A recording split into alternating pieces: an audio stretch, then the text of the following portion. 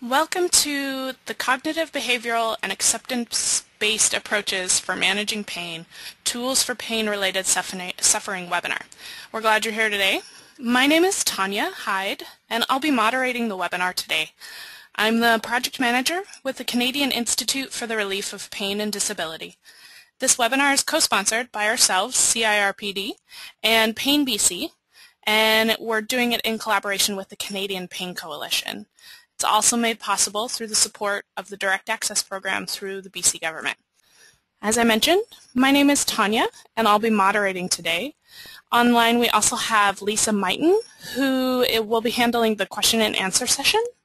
And our presenter today is Dr. Matthew Graham. Matt Graham is a registered psychologist and senior manager of clinical practice at Orion Health. He's been with Orion Health Rehabilitation and Assessment Centers since March of 2008. After graduation from UBC's Counseling Psychology PhD program, Matt continued his involvement in research by initiating and helping to conceptualize a joint research project with the University of Calgary.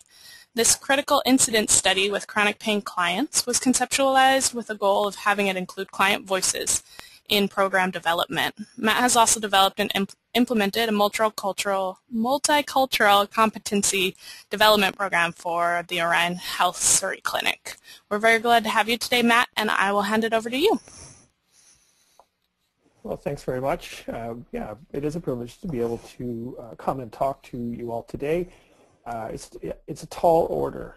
I have to check my own expectations because by the end of this I want you all to have had a beautiful experience of seeing what cognitive behavioral and acceptance and commitment type approaches can do for you, but I know that it takes a lot of work, so I do want to make this an experiential program or experiential talk, and also make sure that you get the appropriate background to what we're talking about. So I want to start by laying a few of my cards on the table. When it comes to dealing with persistent pain, I always come back to the idea of how important it is to embrace it in its full complexity. So definitely adhere to the biopsychosocial spiritual model. I think psychological intervention definitely has its place, and it can inform physical treatment as well. First things first, though, if medical closure is essential, right? You need to have a clear sense of what your diagnosis is. Are you at sort of a medically stable place? The other thing that I think is really important, and important to say, you're hearing from a psychologist, but I do not believe at all that pain is all in your head. And I think actually that some of the messaging and the work that's been done by CIRPD and other agencies is really getting that message out, that pain is more complex. You need to understand how the brain, spinal cord, nervous system, your neurochemistry all works to sometimes maintain pain responses when it doesn't quite fit the nature of the injury. Other assumptions, the techniques I'm going to talk to you about, I used to think for many years that you can't control pain directly, and that we learn these techniques to so that you can manage more effectively the suffering that relates to pain.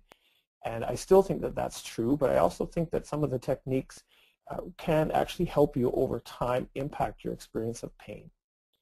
I also know that these techniques, these ideas, will only work if a person develops a pattern of disciplined practice. And I do buy into, and we'll get into a little later talking about the role of paradox in treatment of chronic pain. And essentially, some of the things that clinicians ask you to do, some of what the research seems to be saying seems foolish at first blush. But actually, it's when you consider your own patterns of relating to pain and look at new ways of doing it, they can actually be quite profound. And so that, to me, that's how I understand paradox. That's probably the wrong definition, but that's where I would come from. So my goal today, for sure, is to introduce you to cognitive behavioral therapy and acceptance and commitment therapy, especially as they relate to the treatment of pain. I want to give you just a little research background as to why are these approaches, who's researching them and telling us that they're important. I want you to leave today's talk with a framework and some skills that, yeah, okay, this makes sense for me to begin to pursue some of the things being offered. So the intended outcomes for today, the theme running through this whole talk is an examination of the mind-body connection when it comes to a persistent pain problem. I want to give you experience of using breathing to regulate distress. Some of these, the next bullet are, I'm not going to go into them because I will as we get further in the talk, but essentially they're ideas or techniques coming out of either cognitive behavioral approaches, and then further on in this list, acceptance and commitment therapy type approaches. I think that's all I'll say about that.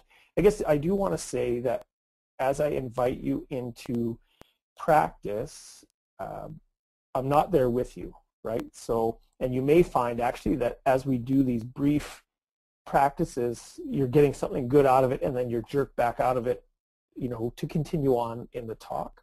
So just be aware that ideally I would love to talk to you for 3 hours or 6 hours and weave in and out of practice and theory, but we don't have that luxury. So if you know, just check yourself. If you know that it might be difficult for you to move in and out of specific practice, whether it's breathing or looking at your own personal patterns and then coming back to a talk, maybe just flag that and just watch. Don't go there with us, and then something that you can go back to and take a look at later. So let's start. Diaphragmatic breathing is a technique that fits within the cognitive behavioral paradigm, and breathing is at the core of life. Obviously, that's, maybe I didn't need to say that. However, living with persistent pain, often a secondary outcome is that people don't breathe properly. And because of pain-related distress, because your mind's maybe not on it, I find in my clinical practice that most people are breathing quite shallow into their upper chest. So let's try it. You can see the rationale behind. Pain creates a stress response, and our cognitive functioning doesn't work very well under stress. And so this is a good place to start. It's a simple skill. Let's try it together. So if you're willing and if you feel like it's might be safe, this one's pretty safe. One hand on your chest and another hand on your stomach. I want you to slowly breathe in through your nose, deep into your stomach. Imagine that there's a balloon in your stomach and that it's expanding. And I want you to breathe out very slowly through your mouth. I want you to get into a rhythm of just breath after breath, paying attention to the breath as it comes in. Let your mind rest on it as it goes all the way down deep into the stomach. Stomach expands. And as you breathe out nice and slow through your mouth, and we'll do 2 more of these. Again, we're engaging in a behavior with a specific rationale that has an impact on perhaps the distress that pain creates. One more long breath and breathe out. And so this is often an introductory skill that we bring to the folks that come through our interdisciplinary pain program. Again, it's not something that immediately takes pain away, but over time what we can do is change the level of reactivity to our pain experience by developing a different set point for relaxation, decreasing reactivity and being aware of just how our breathing is going. So again, wanting to pepper experience and lecture. So 2 recent articles just reiterating the fact that cognitive behavioral therapy, and again I'm going to get into explaining what it is a well-researched approach to treatment. And that treatment in general, but specifically the treatment of chronic pain. Except I would say in the last 10 to 20 years, acceptance and commitment therapy has really become a well-established complementary and sometimes apparently, competing paradigm when it comes to the treatment of ongoing or persistent pain. And I read an article a few weeks ago that it was shouting very loud the fact that we don't have enough Canadian samples to draw from, and so the people that are being researched are in Scandinavian countries or in Europe. So let's start with a quote from Chris Ecclestone, who's a well-established researcher of chronic pain in the UK. And he says, persistent attempts to react and adapt to pain, because that's what this is all about, right? Like we are looking at, okay, how am I responding to my pain? And its widespread destructive consequences often result in a range of emotional problems, chronic persistent pain, fear, depressive symptoms, and inevitably have negative effects on other aspects of cognition. So our experience has an impact on how we think and how we see the world. Hey, can I just check in? Am I loud enough now? I guess no one can get back to me. I'll assume that I'm loud enough. Let them know if I'm not. Okay, it seems like for the most part, yes. Cognitive behavioral therapy, it's a form of counseling that emphasizes the important role. Pardon? It looks like people are saying that yes. Counseling, it emphasizes the important role of thinking and how we feel. Oh, great, great. How we feel and what we do. So assumptions within cognitive behavioral therapy that humans actively process information. We're learners, we're sense makers. And that our cognitions or our thoughts actively interact with our physiology, our emotions, and our behaviors. And I want to stop us there because, do we think that that's true or not? And what I'd like to have happen is, if you can, I want you just to remember the last television show that you watched that had an impact on you. I don't know if any of you are watching Breaking Bad, but holy smokes, does it ever have an impact on me? But imagine one that was really emotional. And if you feel comfortable, close your eyes and just let your mind go back to the memory of watching that show. Probably a good idea to choose a comedy, and just do it long enough. Try to focus on it enough that you begin to feel how you felt when you watched it.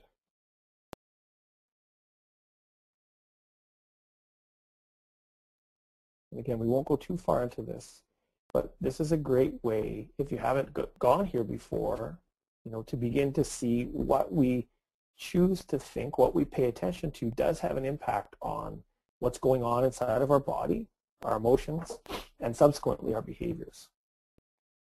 So I'll keep going. CBT assumptions, our behavior interacts with our environment, and you think about relationships and maybe even how we try to get support for coping with pain, or how we talk about our pain, how that impacts our relationships.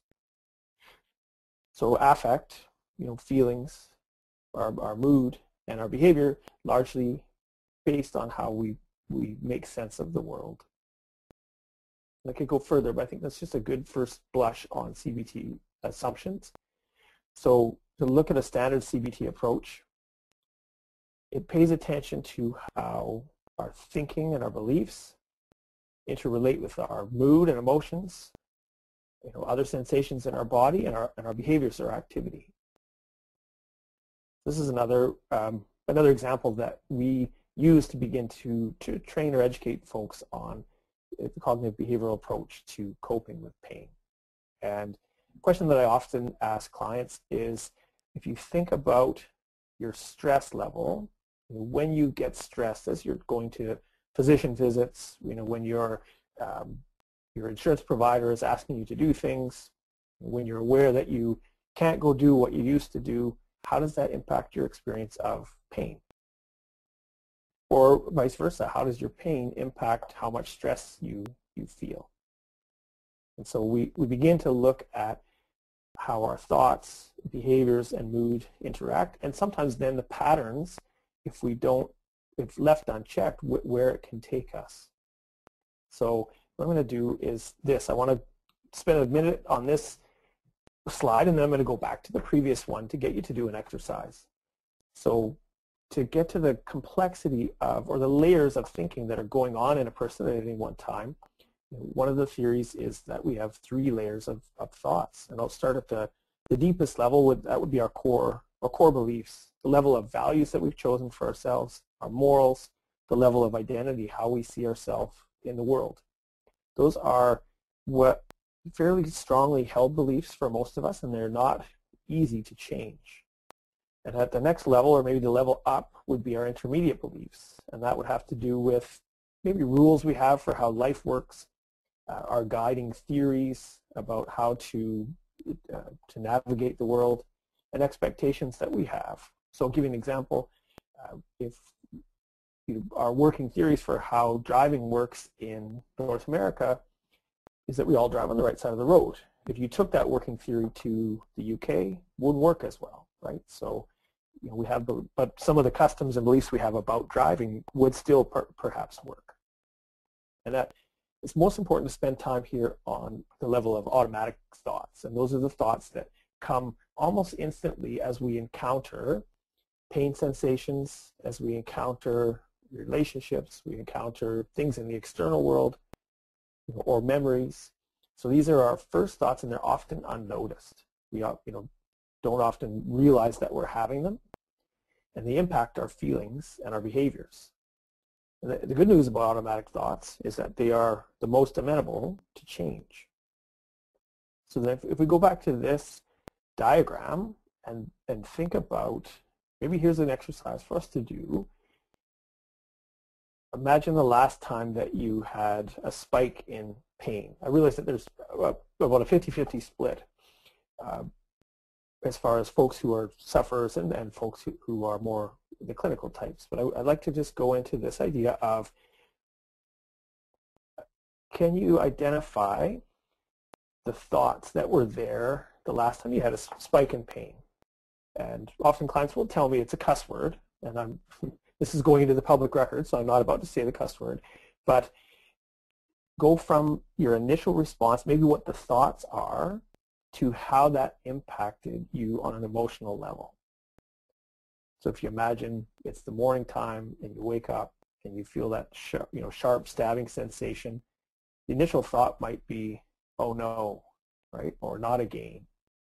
And the impact on the emotions could be sadness, could be fear, could be anger.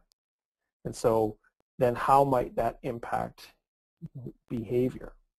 And it could impact it in a myriad of ways. You might stay in bed longer, right? Or you might get out of bed and just try to do whatever you can. Imagine that you get out of bed and the pain feels a little worse. Where do the thoughts go next? And I can't tell you where they go, but it's important to know your own patterns. Folks have told me that the next thought is, how can I do this day in and day out? And that thought, especially if you're not aware of it, can impact the mood even more, and depressive symptoms can creep in, or frustration or anger. And pretty soon that's going to guide what we do or what we don't do.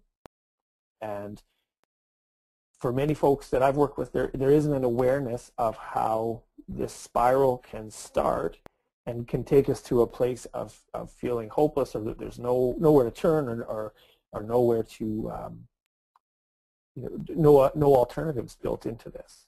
And so hopefully you've had a chance to examine or think about your own patterns now. But one of the ways where cognitive behavioral therapy can be helpful is to begin to identify, okay, what are those initial thoughts, perhaps the thoughts that flick this negative pattern in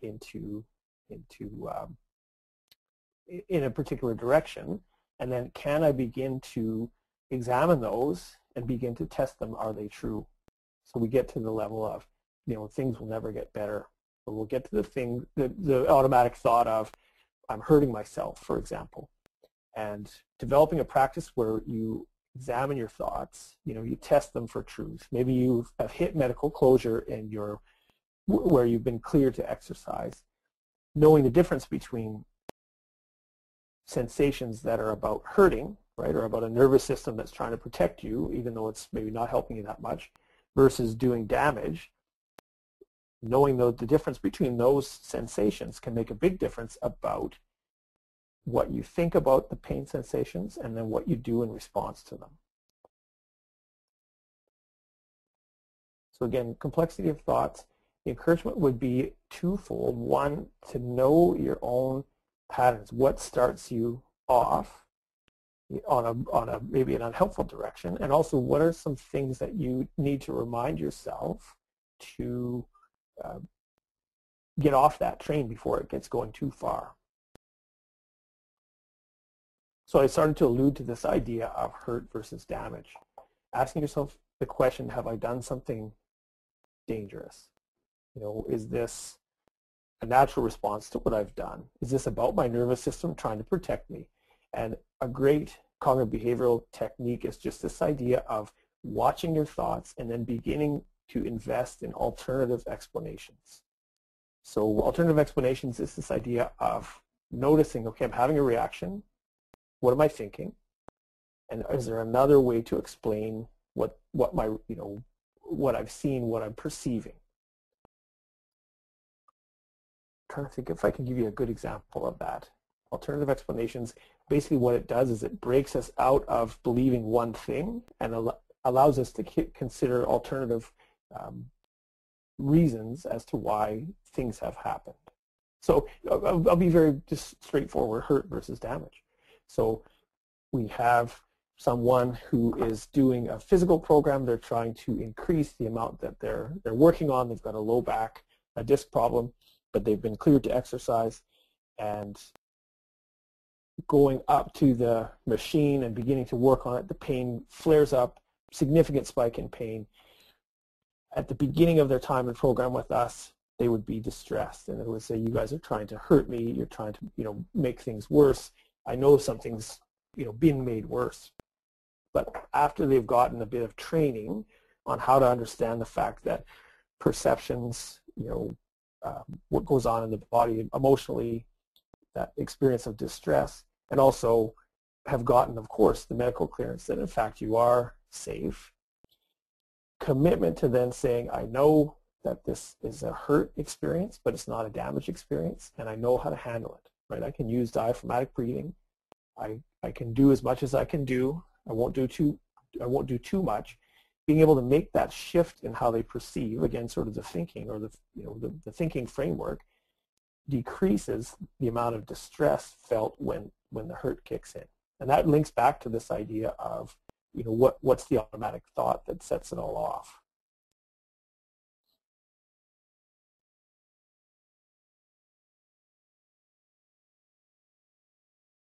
Just thinking about where I want to take us here, because I'm aware of the time and I want to make sure that we give a good amount of time to acceptance and commitment therapy as well.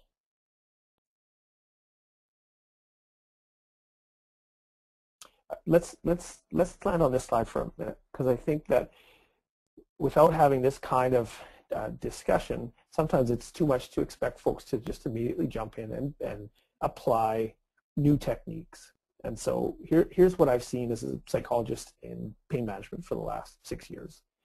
The transition from having an acute injury where you're getting physical treatment, sort of treatment from the medical system, you know, expecting that in a certain amount of time this is going to resolve itself, to getting to the end of that where all the medical treatment that should have been done has been done, but pain persists. That transition from acute to chronic is very difficult, because you're moving from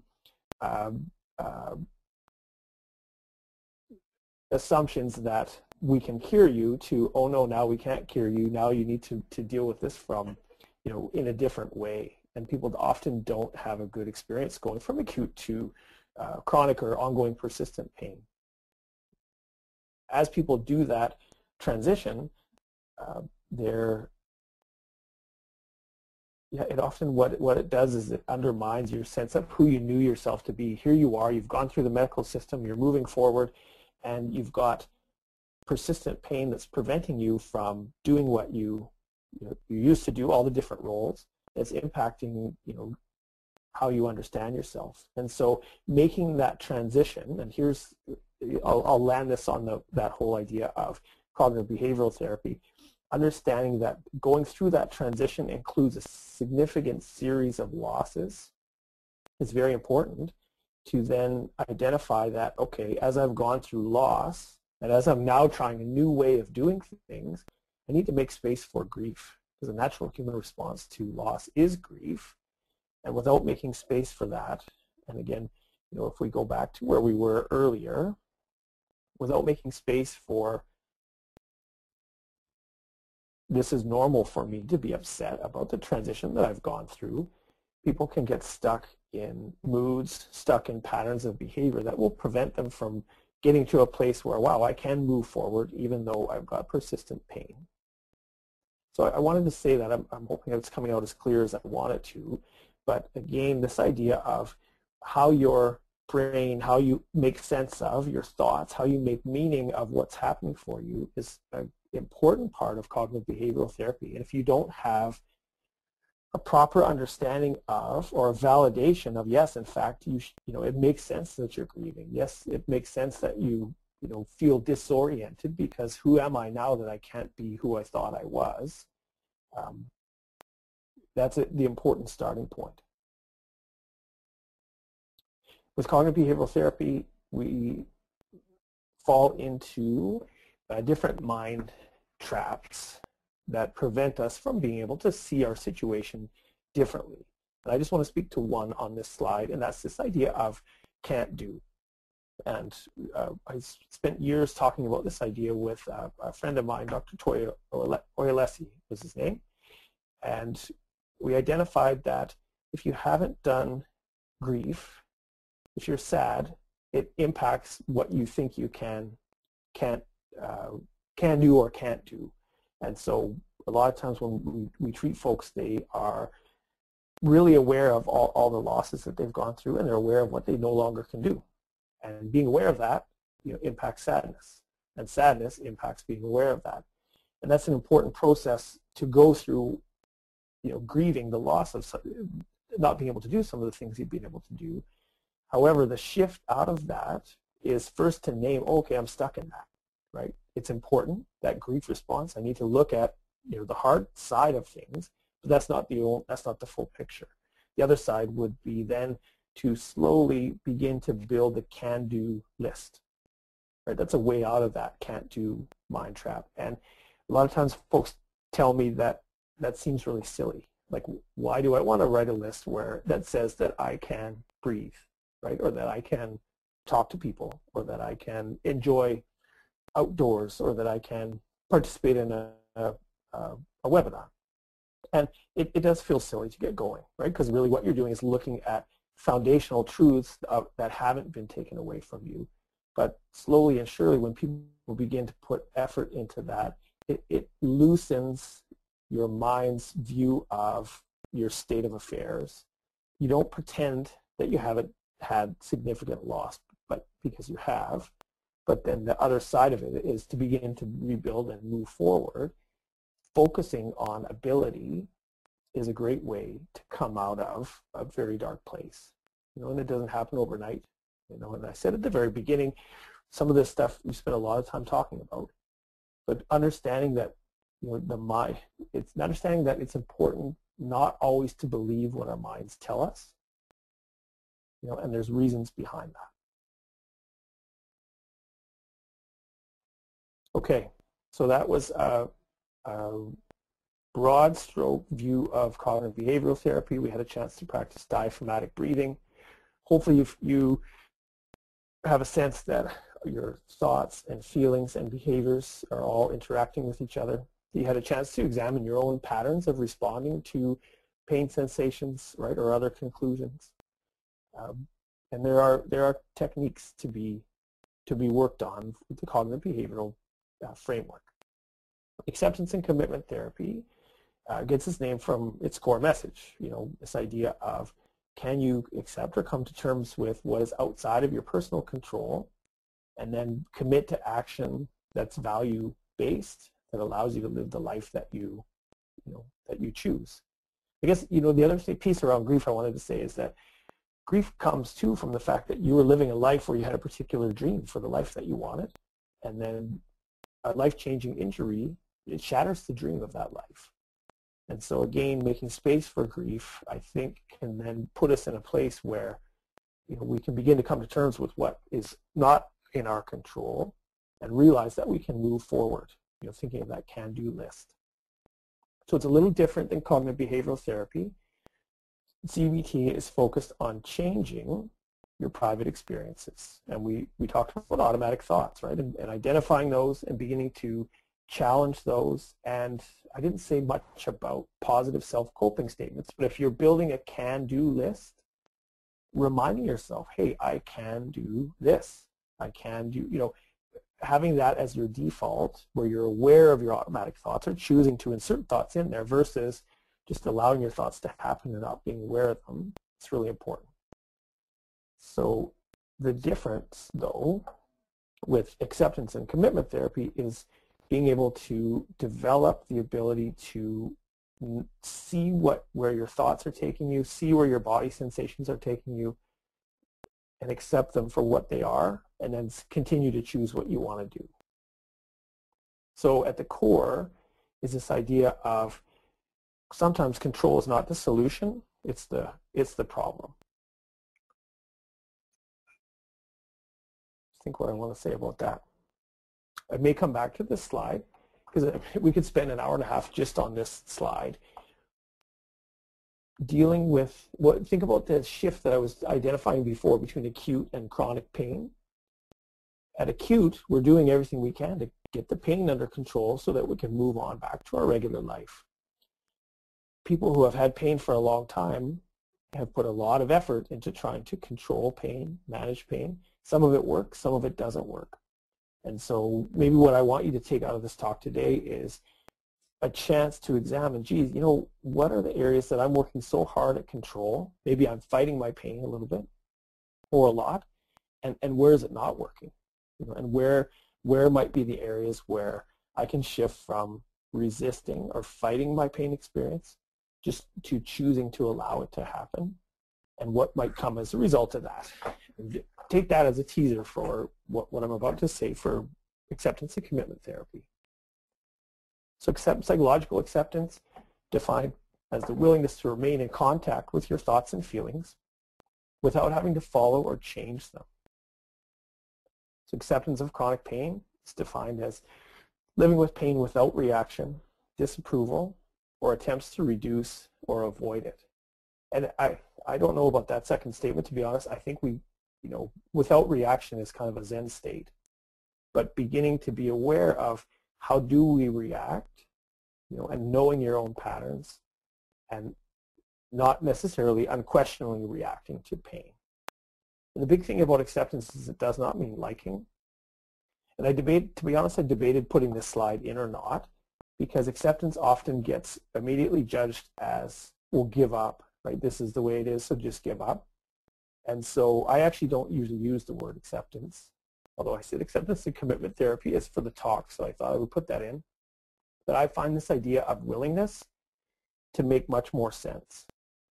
So if you think about the direction that you're going in trying to change your experience of pain, I tell people all the time, hey, you need to hold out hope that things will be way better. But if you think about what's happening for you today, how are you feeling towards your pain? What kinds of words would you describe to explain how you feel about your pain or how you relate to your pain? A lot of clients tell me that they hate it, they resist it, they fight it. And then the next question would be, and what does that cost you? Right? How's that working? And oftentimes people will say, I'm exhausted. I'm so tired of fighting my pain. And it gives them a chance to kind of say, okay, well, maybe fighting or maybe resisting, because if we put up resistance to an unwanted experience, except the experience is there anyway, it typically leads to increased suffering. So that can be upsetting, and you think, well, okay, well, now what? If I stop fighting it, what are you saying? I have to love it? Well, maybe, right? And I know some of you might be yelling at me, but my hope is that as we consider these things, we consider what are we doing, is it working, and then is there another way to do it? And this is the paradox that I found to be quite powerful when people are looking at changing the way that they deal with pain, and that's this idea of willingness.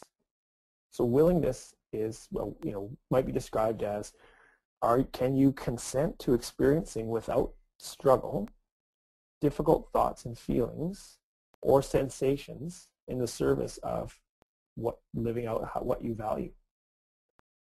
And examine when you struggle to try to change things, to decrease things, to change things, what's the impact? And so I absolutely poached this next exercise off of the portlandpsychotherapyclinic.com. But what I'd like you to do is close your eyes. Just imagine that someone puts a feather in your hand. And just hold it gently in your hand. It doesn't take very much effort at all, does it? Just imagine how it might feel. And then imagine that someone puts a very prickly, those cactuses that have just tons of spines, puts a very prickly cactus in your hand. And now you could squeeze it, right? But imagine what would happen if you squeezed it or fought it or even try to get rid of it, versus holding it very gently, allowing your hand to stay still. And the point of this metaphor is to again get an idea of what willingness might look like. I tease as well, and I don't know if my mother-in-law is listening, but I have I use this idea of mother-in-law because, lots of people wouldn't choose their mother-in-law, or can be difficult to get to know them and learn how to live life with them. And if you refuse or you resist your mother-in-law or whoever, think of someone that is in your life that you would not necessarily choose to have in your life, but they're in your life for whatever reason.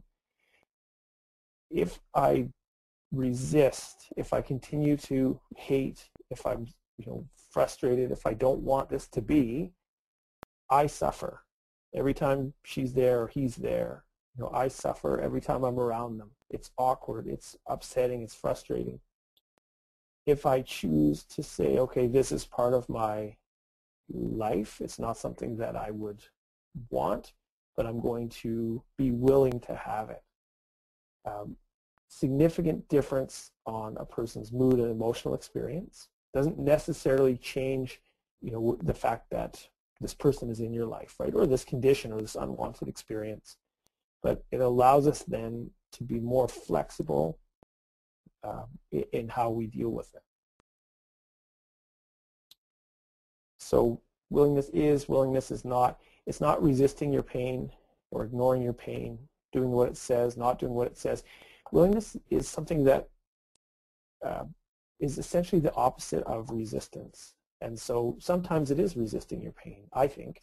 Sometimes it is ignoring your pain, right? Sometimes there are times when fighting pain is good.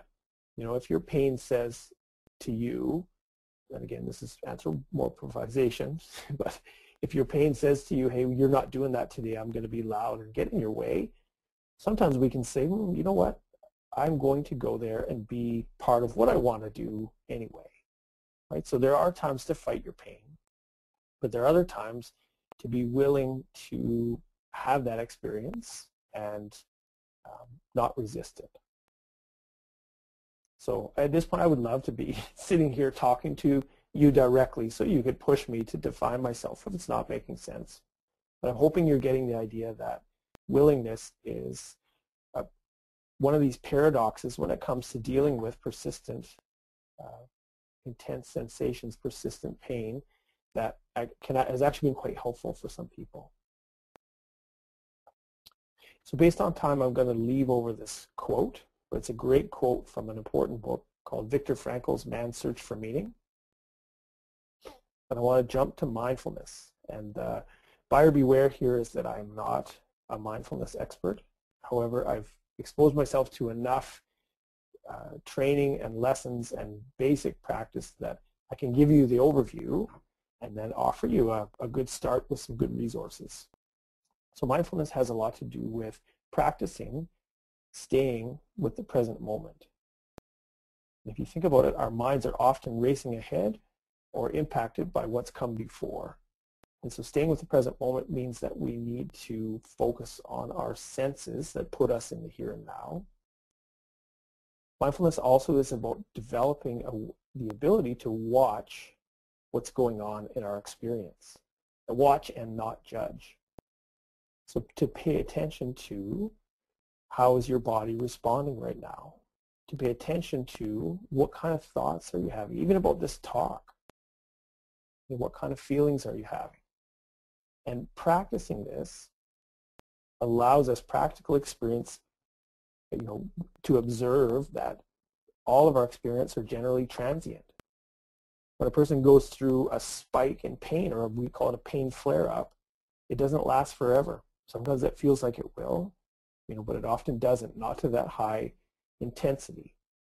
And so developing this observation of what the place of observation can be actually give you a bit of distance from reacting to your experience.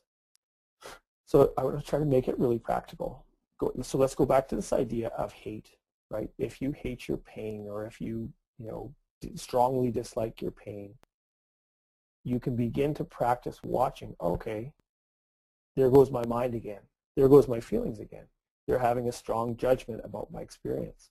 And to practice taking curiosity about what your mind and your body do without having to live in reaction to that hate can begin to open up a whole new world of choosing, how it is that you want to respond, and accepting the fact that the body's going to resist pain experience until we develop the ability to watch and say, okay, maybe I do have more of a choice on how I react to this emotionally.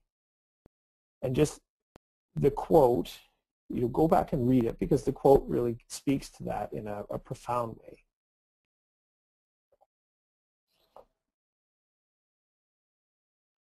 So let's shift into practicing again. And I don't want to go to the deep end. I think what I'd like us to do is just go back to that idea of diaphragmatic breathing. So take a nice deep breath in. But I really want you to pay attention to the breath as it comes all the way in and all the way out. And I want you just to pay attention to how this talk is impacting you. And try not to judge it, just notice it. So nice slow breathing, be aware of your breath. Just notice what you're aware of, maybe in your stomach or in your head. Notice what emotions are sitting with you. You might be sitting with, gee, I wish this guy talked slower. I'm frustrated. Just be aware that, okay, that's part of my experience right now. Slow breathing. Just be aware of what it's like to sit where you're sitting and to move out of being in the cognitive channel and into being aware of your surroundings and what it's like for your body to be sitting where it is right now. And if you notice that you're sitting inside of evaluation or judgment, just be aware of that. Oh, my brain is telling me that I love this guy. Oh, my brain's telling me that I can't wait for this to be done. Either is okay. Just be aware of how your brain is responding.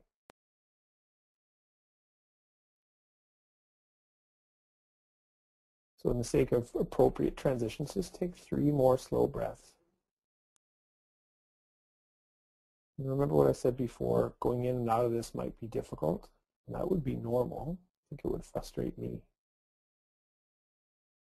But on the other hand, it's important for us to have experience of what we're learning so that maybe it'll stick or at least promote curiosity.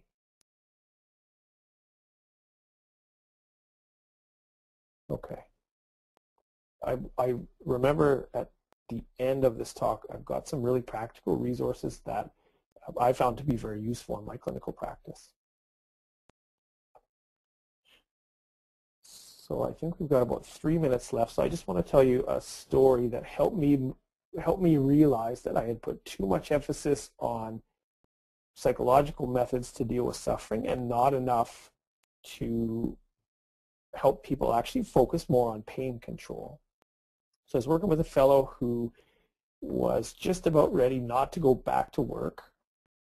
He had done a whole physical rehab program, but he couldn't sit down. He was sitting tall. He had too much pain when he sat down.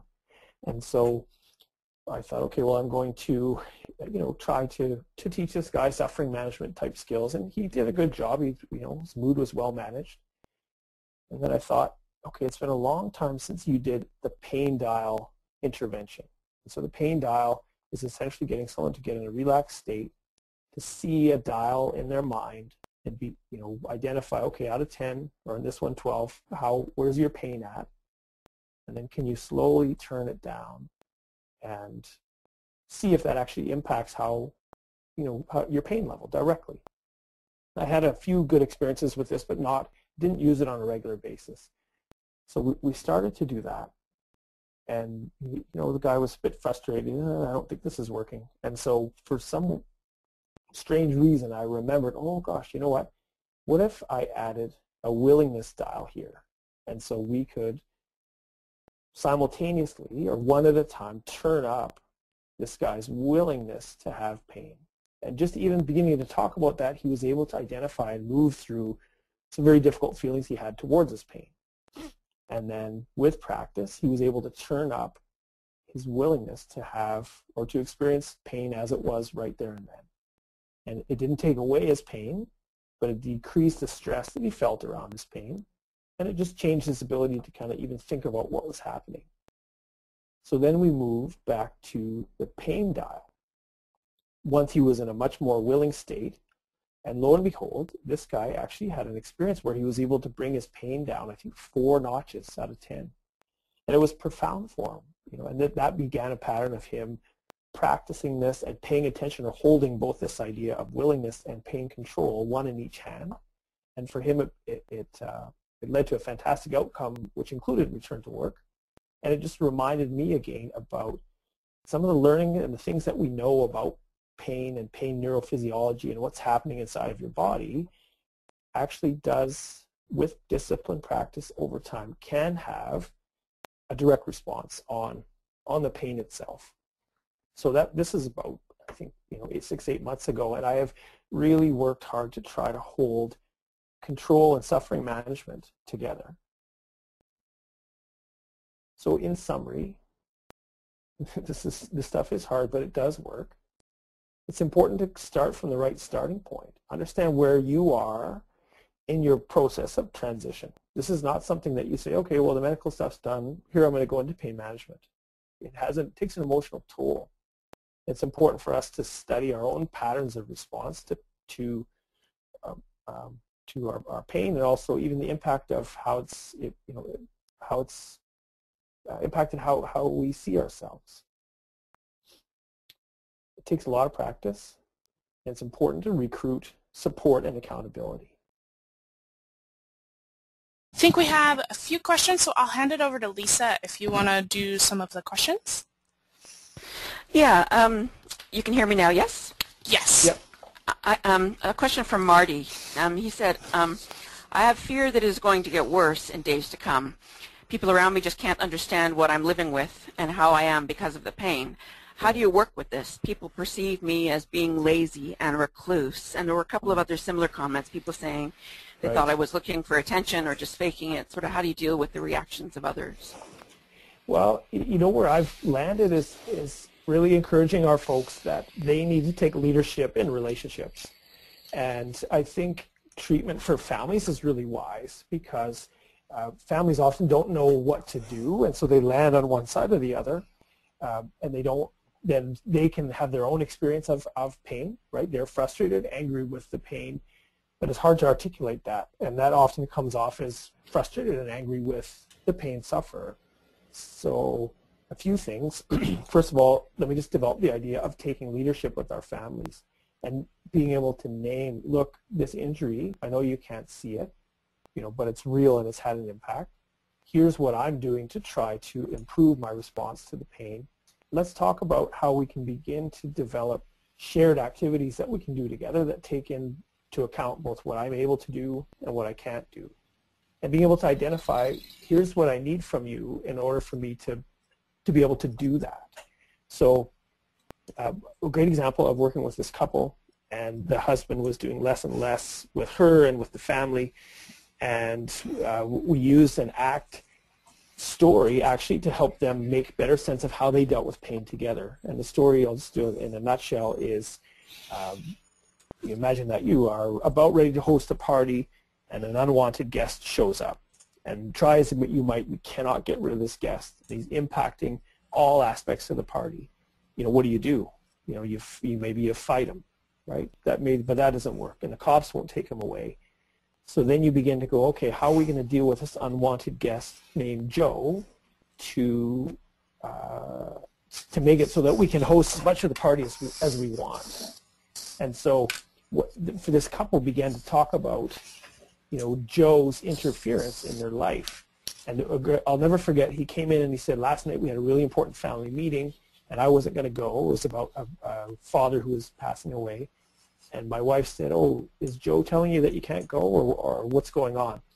And so they were able to have a dialogue around, okay, what would he need in order to come? And he sat in this really intimate, important meeting, and he brought a mat, and he brought a bolster pillow, and he still participated.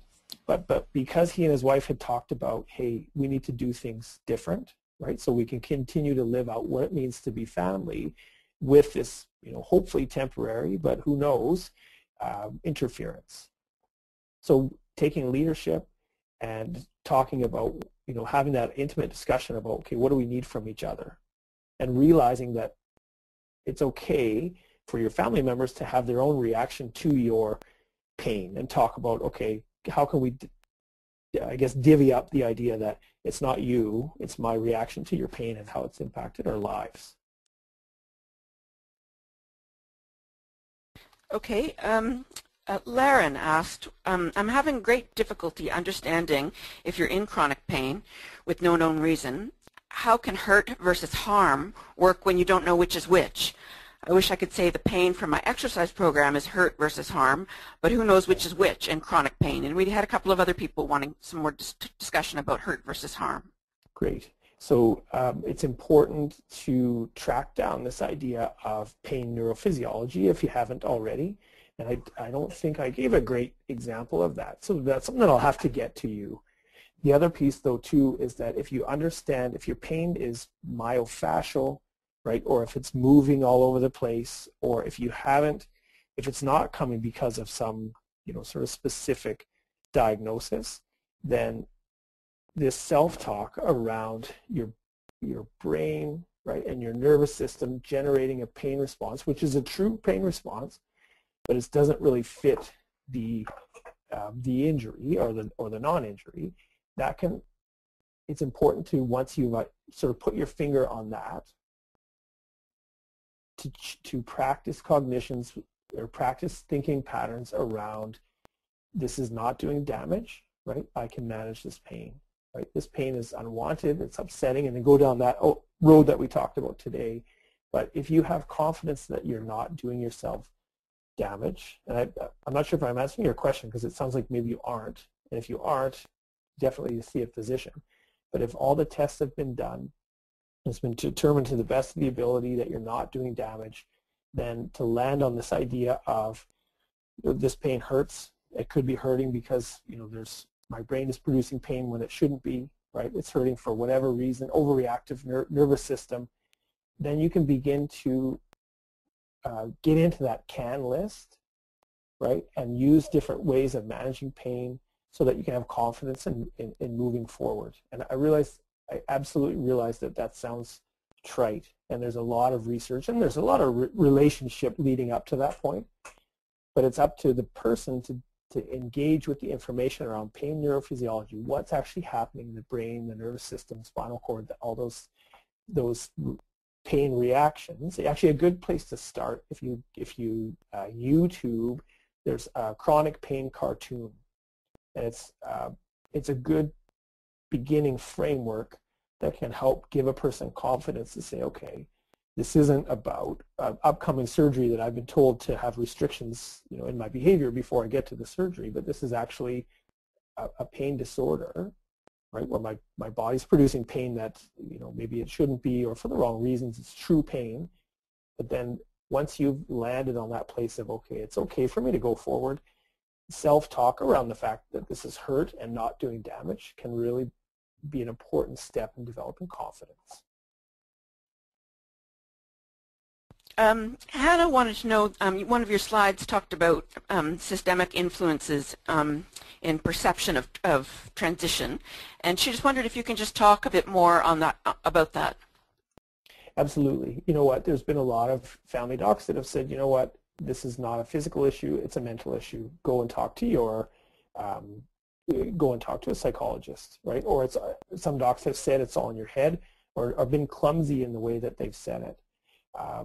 We just talked about sort of systemic influences around family, and that idea of family can be sort of concluding that, okay, this is a laziness issue, right, or they don't want to get better.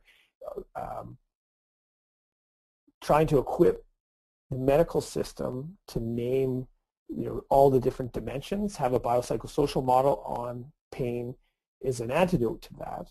But if they don't have that, that transition to dealing with a persistent pain problem can be very difficult.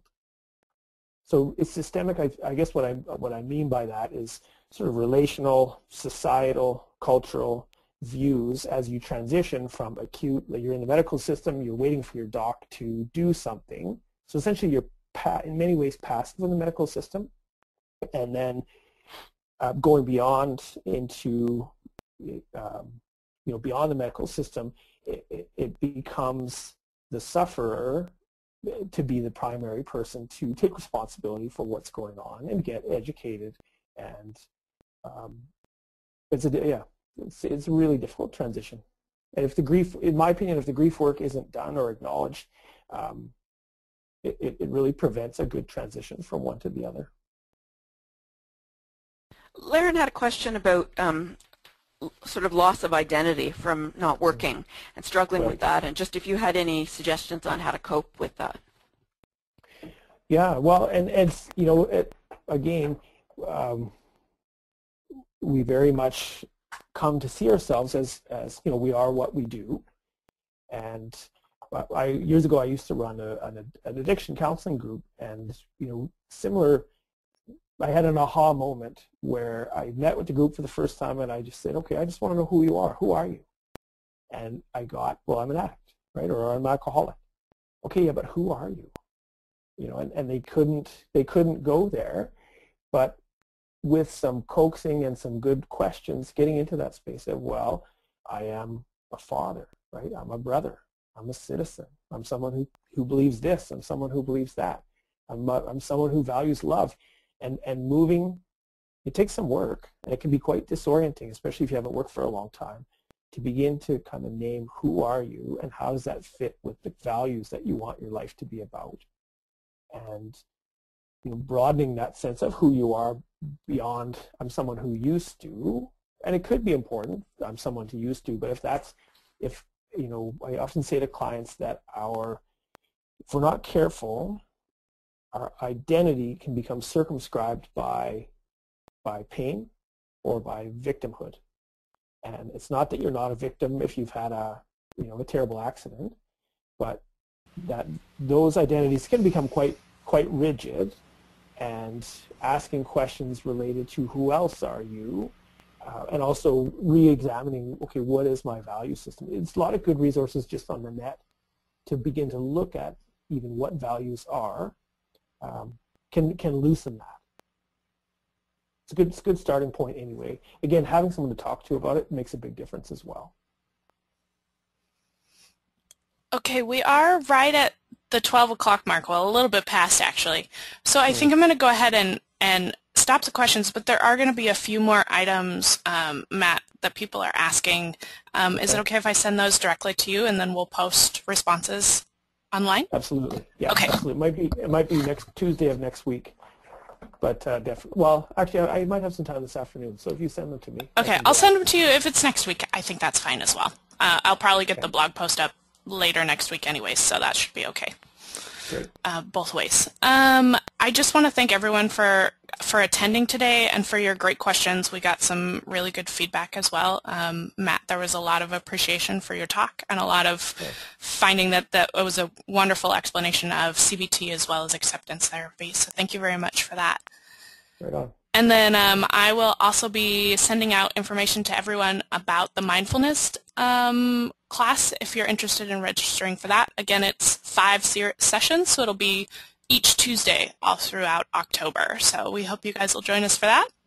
And thank you very much for being here, and we will hope to see you at our next one. Okay, great. Hey, thanks, Tanya. Thank you, Matt. Bye-bye.